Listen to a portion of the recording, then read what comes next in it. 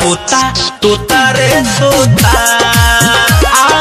दिन भर दर्द होता दांत लागल रहता अखिया जागल रहता जब से छोड़ के उ गइल मनवा पागल रहता तोता तोता रे तोता हो दिन भर दर्द होता।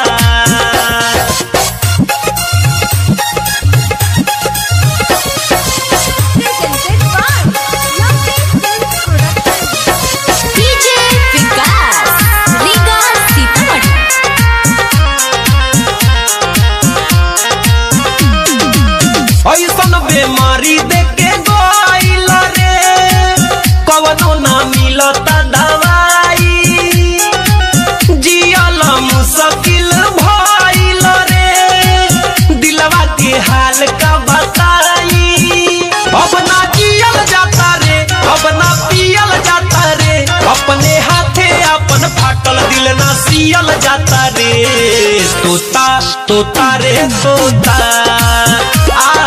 दिन भर दर्द होता।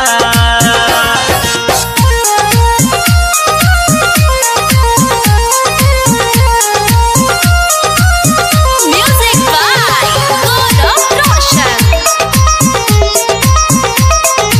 आप सुन रहे हैं अमित पटेल की आवाज में। नैना से नैना काहे चार भइल अखिए से काहे इजहार भइल रो रो के बानी अब तहार गइल उनके से काहे हमके प्यार भइल ले जा तू सनेस हमरा तू बगली के देश कही हो जाके उनका से भइल पागल के बाभेस तोता तोता रे तोता